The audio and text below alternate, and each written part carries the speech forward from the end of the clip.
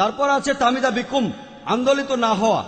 বলা হচ্ছে যদি পৃথিবীতে পাহাড় পর্বত না থাকতো, আপনারা চলাফেরা করলে, আপনারা নড়াচড়া করলে, পৃথিবীও আপনাদের সাথে নড়াচড়া করত। আর আমরা জানি যে আমরা যখন পৃথিবীতে নড়াচড়া করি, পৃথিবী কিন্তু নড়াচড়া করে না। আর ঠিক এই কারণেই ডক্টর ফ্র্যাঙ্ক প্রেসের মতামত অনুযায়ী আর সৌদি আরবের ডক্টর নাজাতের মতে, তিনি কোরআনের ভূতত্ত্ববিদ্যা নিয়ে পুরো একটা বই লিখেছেন। সেখানে উইলিয়াম ক্যাম্বেলের প্রায় প্রত্যেকটা প্রশ্নের উত্তর দেওয়া আছে, বিস্তারিত। আর ডক্টর উইলিয়াম ক্যাম্বেল তার বইয়ে লিখেছেন, যদি পাহাড় পর্বত পৃথিবীর নড়াচড়া ঠেকায়, তাহলে পার্বত্য এলাকায় এত বেশি ভূমিকম্প হয় কেন? আমি বলছি, কোরআনে এমন কথা কোথাও বলা নেই যে পাহাড় ভূমিকম্প ঠেকায়। ভূমিকম্প হলো জিলজাল।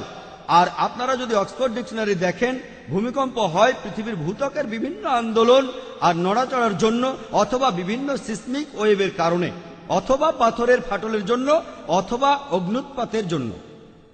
কোরআনে জালজালার কথা বলা হয়েছে সূরা জিলজালের 30 পারায়, কিন্তু এখানে বলা হচ্ছে তামিদা বিকুম, যাতে পৃথিবীর সাথে তোমরাও আন্দোলিত না হও। এবারে আমি উত্তর দিয়ে বলি যে যদি পাহাড় ভূমিকম্প ঠেকায়, তাহলে পার্বত্য এলাকায় কেন সবচেয়ে বেশি ভূমিকম্প হয়?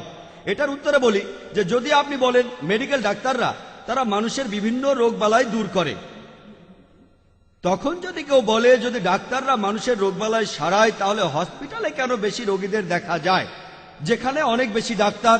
আর বাসা বাড়িতে কেন দেখা যায় না? সেখানে তো কোনো ডাক্তারই থাকে না।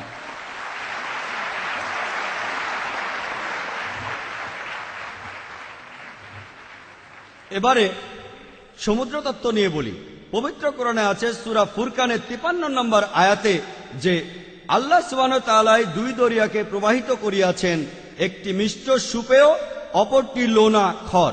উভয়ের মধ্যে রাখিয়ে দিয়েছেন এক অন্তরায়, উভয়ের মধ্যে রাখিয়ে দিয়েছেন এক অনতিক্রম্য ব্যবধান। পবিত্র কোরআনে সূরা রহমানের 1920 নম্বর আয়াতে বলা হয়েছে, তিনি প্রবাহিত করিয়াছেন দুই দরিয়া, যাহারা পরস্পর মিলিত হয়, কিন্তু উহাদের মধ্যে রহিয়াছে এক অন্তরাল, যাহা উহারা অতিক্রম করতে পারে না, ইহা এক অনতিক্রম্য ব্যবধান। আগেকার দিনের লোকেরা ভাবত, কোরআন এখানে কি বলছে, আমরা মিষ্টি আর লোনা পানি সম্পর্কে জানি, কিন্তু এদের মধ্যে অন্তরায় আছে, একে অন্যের সাথে মেশে না। আজকের দিনে বিজ্ঞান উন্নত হওয়ার পর আমরা জানতে পেরেছি যে যখনই এক ধরনের পানি আরেক ধরনের পানির সাথে মেশে, তাহলে যে পানিটা এসেছে সেটার ঘনত্ব বদলে গিয়ে অন্য পানির মতো হয়ে যায়। নদী আর সমুদ্রের পানিতে এমন একটা জায়গা আছে যেটাকে কোরআনে বলা হয় বারজাক, অদৃশ্য অন্তরায়। আর অনেক বিজ্ঞানী কথা মেনে নিয়েছেন। এমনকি আমেরিকাতেও সেই বিজ্ঞানীর নাম ডক্টর হে, একজন সমুদ্রবিদ। আর ডক্টর উইলিয়াম ক্যাম্বেল তার বইতে লিখেছেন, এটা সবাই আগে থেকেই জানতো। সেই সময়ের জেলেরা দুই ধরনের পানির কথা জানতো, মিষ্টি আর লোনা পানি। আর নবী মুহাম্মদ সাল্লাল্লাহু আলাইহি ওয়াসাল্লাম একবার সিরিয়া গিয়েছিলেন, তখন তিনি হয়তো সমুদ্র দেখেছিলেন, অথবা জেলেদের সাথে তিনি কথা বলেছিলেন। মিষ্টি আর লোনা পানির কথা সবাই জানতো, মেনে নিলাম, কিন্তু মানুষ জানতো না যে এদের মধ্যে একটা অদৃশ্য অন্তরায় আছে। এই সেদিন জেনেছে। এখানে আপনারা যেটা দেখবেন সেটা হলো বারজাক, মিষ্টি পানিও না, লোনা পানিও না। প্রজনন তত্ত্বের কথা ডক্টর উইলিয়াম ক্যাম্বেল তার লেকচারের অর্ধেক সময় ধরে বলেছেন। এখানে তার প্রত্যেকটা পয়েন্ট ধরে যুক্তি খণ্ডনের মতো সময় আমার হাতে নেই। আমি অল্প কথায় উদ্ধৃতি দেব, আশা করি সেটা যথেষ্ট হবে ইনশাআল্লাহ। আর বিস্তারিত জানতে চাইলে আমার ভিডিও ক্যাসেট দেখতে পারেন, কোরআন ও আধুনিক বিজ্ঞান। অন্য ক্যাসেটও দেখতে পারেন, কোরআন ও চিকিৎসা বিজ্ঞান। একদল প্রজনন তত্ত্ব নিয়ে কোরআনের বিভিন্ন তথ্য আর হাদিসে কিছু তথ্য জোগাড় করে নিয়ে গিয়েছিল প্রফেসর কিথ মুরের কাছে। তিনি তখন কানাডার ইউনিভার্সিটি অব টরন্টোতে অ্যানাটমি বিভাগের চেয়ারম্যান এবং হেড অব দ্য ডিপার্টমেন্ট। কোরআনের বেশ কিছু অনুবাদ শোনার পর তার মতামত জানতে চাওয়া হলো। তিনি বলেছিলেন, কোরআন আর হাদিসের বেশিরভাগ কথাই আধুনিক প্রজনন তত্ত্বের সাথে সামঞ্জস্যপূর্ণ, তবে কিছু আয়াত আছে যেগুলোকে আমি সঠিক বলতে পারি না, আবার সেগুলোকে ভুলও বলতে পারি না, কারণ আমি এ সম্পর্কে তেমন কিছুই জানি না। আর এমন দুটো আয়াত হলো কোরআনের প্রথম নাজিল হওয়া দুটো আয়াত, সূরা ইকরা বা সূরা আলাকের প্রথম এবং দ্বিতীয় আয়াতে উল্লেখ আছে যে ইকরা বিসমি রাব্বিকাল্লাযী খালাক, খালাকাল ইনসানা মিন আলাক। পাঠ করো তোমার প্রতিপালকের নামে, যিনি সৃষ্টি করিয়াছেন, যিনি মানুষকে সৃষ্টি করিয়াছেন আলাক হইতে, যে বস্তুটা ঝুলে থাকে জোকের মতো দেখতে কিছু একটা। ডক্টর উইলিয়াম ক্যাম্বেল তার লেকচারে বলেছেন, কোন শব্দের অর্থ বুঝতে গেলে আমাদেরকে জানতে হবে সেই সময়ে শব্দটা কি অর্থ প্রকাশ করত। যে সময় বোর্ডে লেখা হয়েছে, তিনি ঠিকই বলেছেন যে অর্থ বুঝতে গেলে আমাদের বুঝতে হবে সেই সময় শব্দটা দিয়ে কি বোঝাতো, আর সেই সময় লোকজন শব্দটা দিয়ে কি বুঝতো। বাইবেল সম্পর্কে ক্যাম্পবেলের কথা বলতে গিয়ে বলি, আমি তার সাথে সম্পূর্ণ একমত। কারণ বাইবেল লেখা হয়েছে শুধু ইসরায়েলের মানুষদের জন্য, সেই সময়ের জন্য। গসপেল অফ ম্যাথিউ এর 10 নম্বর অধ্যায়ের 5 ও 6 অনুচ্ছেদে আছে, তোমরা কেউ জেন্টাইলদের পথ অনুসরণ করো না। এই জেন্টাইল কারা? যারা ইহুদি নয়, হিন্দুরা আর মুসলিমরা, বরং তোমরা ইসরায়েলবাসীদের পথ অনুসরণ করো। ঈসা আলাইহিস সালাম গসপেল অফ ম্যাথিউ বলেছেন 15 নম্বর অধ্যায়ের 24 নম্বর অনুচ্ছেদে আছে, আমি শুধুমাত্র ইসরায়েলবাসীদের পথ নির্দেশনার জন্যই পৃথিবীতে এসেছি। তাই যীশুখ্রিস্ট আর বাইবেল শুধু ইসরায়েলবাসীদের জন্যই। যেহেতু বাইবেল তাদের জন্যই ছিল, এই শব্দগুলোর অর্থ আপনাকে বুঝতে হবে, সেই সময়ের শব্দগুলো বুঝতে হবে। তবে কোরআন শুধু সেই সময়ের আরববাসীদের জন্য পাঠানো হয়নি, কোরআন শুধু মুসলমানদের জন্য আসেনি। কোরআন পৃথিবীতে এসেছে পুরো মানব জাতির জন্য, আর কোরআন এসেছে সব সময়ের জন্য। পবিত্র কোরআনে সূরা ইব্রাহিমের 52 নম্বর আয়াতে বলা হয়েছে, সূরা বাকারার 185 নম্বর আয়াতে বলা হয়েছে, আর সূরা জুমার 41 নম্বর আয়াতে বলা হয়েছে যে কোরআন নাজিল হয়েছে পুরো মানব জাতির জন্য, আর মহানবী মুহাম্মদ সাল্লাল্লাহু আলাইহি সাল্লামকে শুধু মুসলিম আর আরবদের জন্য পাঠানো হয়নি। পবিত্র কোরআনে সূরা আম্বিয়ার 107 নম্বর আয়াতে উল্লেখ আছে যে ওয়ামা আরসালনাকা ইল্লা রাহমাতাল লিল আলামিন, আমি তো তোমাকে কেবল বিশ্বজগতের রহমত রূপেই প্রেরণ করিয়াছি।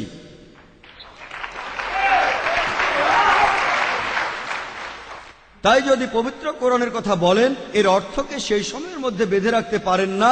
কোরআন এসেছে চিরকালের জন্য। তাহলে আলাকা শব্দটার একটা অর্থ হলো জোকের মতো কোনো বস্তু বা যে বস্তুটা ঝুলে থাকে। তাই প্রফেসর কিথ মুর বলেছেন, আমি জানি না মানব ভ্রূণ প্রথমে জোকের মতো থাকে কিনা। তখন তিনি ল্যাবরেটরিতে গিয়ে একটা মাইক্রোস্কোপ দিয়ে ভ্রূণের প্রাথমিক অবস্থাটা দেখলেন আর জোকের একটা ছবির সাথে সেটা মেলালেন, আর এদের সাদৃশ্য দেখে তিনি অবাক হয়েছিলেন। ডক্টর উইলিয়াম ক্যাম্বেল আপনাদের এটারই অন্য চেহারা দেখিয়েছেন।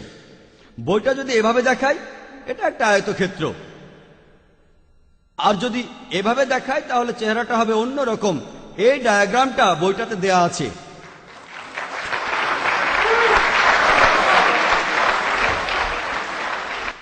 এই ডায়াগ্রামটা আপনারা ডক্টর ক্যাম্বেলের স্লাইডেও দেখেছেন, এগুলো নিয়েও কথা বলবো ইনশাল্লাহ। ডক্টর কিথ মুরকে 80টা প্রশ্ন করা হয়েছিল। তিনি তখন বলেছিলেন, যদি 30 বছর আগে আমাকে এই প্রশ্নগুলো করতেন, এর অর্ধেকের বেশি প্রশ্নের উত্তর আমি দিতে পারতাম না, কারণ প্রজনন বিদ্যা গত 30 বছরে অনেক উন্নত হয়েছে। তিনি কথা বলেছেন 80-র দশকে। এখন আপনারা কি কিথ মুরের লেকচারে বিশ্বাস করবেন? তার ভিডিও ক্যাসেটটা বাইরে কিনতে পাওয়া যাবে। তার video cassette this is the truth Anaul Haque record করা। তাহলে ডক্টর উইলিয়াম ক্যাম্বেলের সাথে তার কথোপকথনকে মেনে নেবেন, নাকি তার বইয়ের কথা মানবেন? এই বইতে যে ছবিটা আপনাদের দেখালাম সেটা মানবেন, আর ডক্টর কিথ মুরের ভিডিও ক্যাসেট আপনারা দেখবেন, তিনিই কথাগুলো বলেছেন। তাহলে আপনারাই বেছে নেন কোনটা মানবেন, ডক্টর উইলিয়াম ক্যাম্বেলের সাথে কথোপকথন নাকি ভিডিওতে তার লেকচার। যেভাবে ডক্টর ক্যাম্বেল আমার ভিডিও দেখালেন 100% প্রমাণিত, 100% প্রমাণিত। আমি বলেছিলাম চাঁদের আলো একটা প্রতিবিম্ব, আমি এ ব্যাপারে পরে আসছি। কোরআন আর হাদিস থেকে যে তথ্য পাওয়া গিয়েছিল সেগুলো নিয়ে একটা বই লেখা হয়েছিল, দ্য ডেভেলপিং হিউম্যান, এটা 3য় সংস্করণ। আর সে বছরে এই বইটা কোন লেখকের লেখা সেরা মেডিকেল বই হিসেবে পুরস্কার পেয়েছিল। এই ইসলামিক সংস্করণটা তৈরি করেছেন শেখ আব্দুল মজিদ আল জিন্দানি, আর কিথ মুরও এই বইটাকে অনুমোদন দিয়েছেন। পবিত্র কোরআনের সূরা মুমিনুনের 13 নম্বর আয়াতে উল্লেখ করা আছে, আর সূরা হজের 5 নম্বর আয়াতে উল্লেখ আছে। এছাড়াও পবিত্র কোরআনে মোট 11 বার উল্লেখ করা আছে যে মানুষ জন্মগ্রহণ করে নুতফা থেকে, সামান্য কিছু তরল পদার্থ, কাপের ভেতরে পড়ে থাকা সামান্য তরল। আরবিতে নুতফা অর্থ খুবই সামান্য পরিমাণ। আজকের দিনে আমরা জানি যে শুক্র নিঃসরণের সময় লক্ষ লক্ষ শুক্র নির্গত হয়, আর এর মাত্র একটা দিয়ে ভ্রূণ তৈরি হয়। কোরআন এটাকেই বলছে নুতফা। পবিত্র কোরআনের সূরা সাজদার 8 নম্বর আয়াতে উল্লেখ করা আছে, অতঃপর তিনি তাহার বংশ উৎপন্ন করেন সুলালা থেকে, সবচেয়ে সেরা অংশ থেকে। যে শুক্র থেকে ভ্রূণটা তৈরি হয় লক্ষ লক্ষ শুক্রের মধ্য থেকে, এটাকেই কোরআন বলছে সুলালা। এই সুলালা সবচেয়ে সেরা অংশ থেকে, সবচেয়ে সেরা অংশ। পবিত্র কোরআনের সূরা ইনসানের 2 নম্বর আয়াতে উল্লেখ করা আছে, আমি তো মানব জাতিকে সৃষ্টি করিয়াছি নুতফাতুন আমসাজ থেকে, মিলিত শুক্রবিন্দুর সামান্য অংশ থেকে। এখানে শুক্রবিন্দু আর ডিম্বাণু দুটোর কথাই বলা হয়েছে। ভ্রূণ গঠনের জন্য এই দুটোরই প্রয়োজন। আর কোরআনে ভ্রূণ তৈরি হওয়ার বিভিন্ন স্তর বিস্তারিতভাবে বর্ণনা করা হয়েছে। ডক্টর উইলিয়াম ক্যাম্বেল এ ব্যাপারে আপনাদের স্লাইড দেখিয়েছেন। এতে করে আমারও সুবিধা হয়েছে। পবিত্র কোরআনে সূরা মুমিনুনের 12 থেকে 14 নম্বর আয়াতে উল্লেখ আছে, এর অনুবাদটা হলো, আমি তো মানুষকে সৃষ্টি করিয়েছি নুতফা থেকে, সামান্য কিছু তরল পদার্থ থেকে, তারপর স্থাপন করি কারারিন মাকিনে, এক নিরাপদ আধারে, তারপর তাকে পরিণত করি আলাকে, জোকের মতো একটা বস্তু, যে বস্তুটা ঝুলে থাকে, জোড়া লাগা একটা রক্তপিণ্ড। তারপর সেই আলাকাকে পরিণত করি মুতগায়, এক টুকরো মাংসপিণ্ডে। তারপর একে পরিণত করি লাজমায়, অস্থিতে। তারপর এই অস্থিকে ঢাকিয়া দেয় লেহাম দ্বারা, গোস্ত দ্বারা। তারপর উহাকে গড়ে তুলি অন্য এক সৃষ্টিরূপে।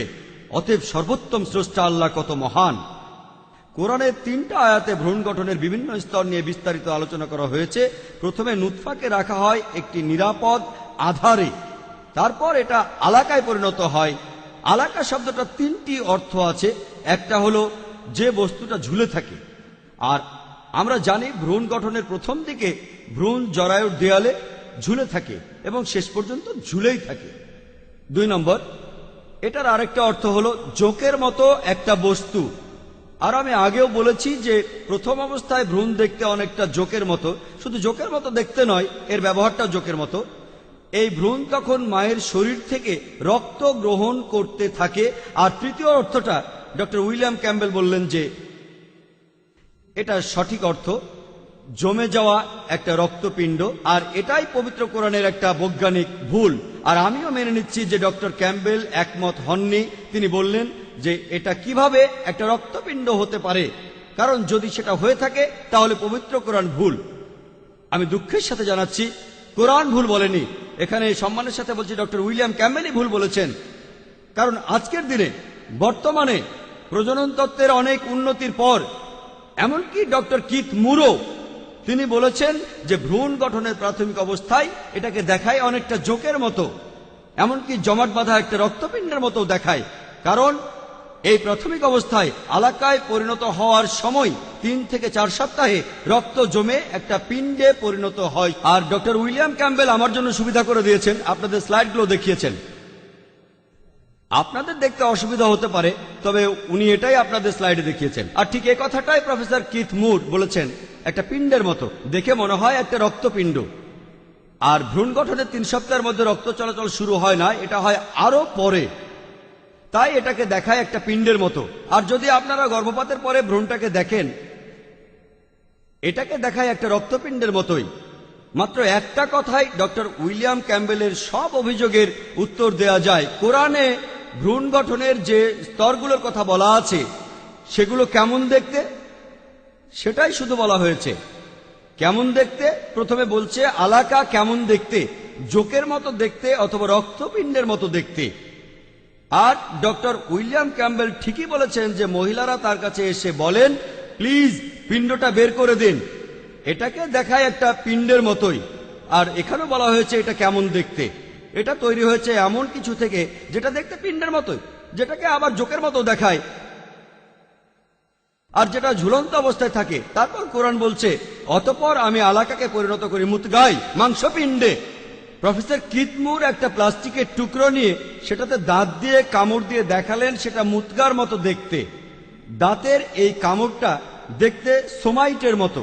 ডক্টর উইলিয়াম ক্যাম্বেল বলেছেন, যখন এই আলাকা পরিণত হয় মুতগায়, তখন এটা ঝুলতে থাকে। এটা থাকে 8.5 মাস ধরে। তাই কোরআন ভুল বলছে। আমি আপনাদের আগেই বলেছি, কোরআন বলছে এটা কেমন দেখতে, এটা দেখতে জোকের মতো, এটা দেখতে একটা রক্তপিণ্ডের মতো, পরে এটাকে দেখা একটা মাংসপিণ্ডের মতো। আর এটা শেষ পর্যন্ত ঝুলেই থাকে।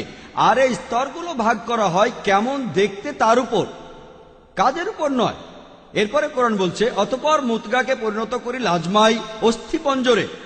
অতঃপর অস্থিকে ঢাকিয়া দেই গোস্ত দ্বারা। Doctor William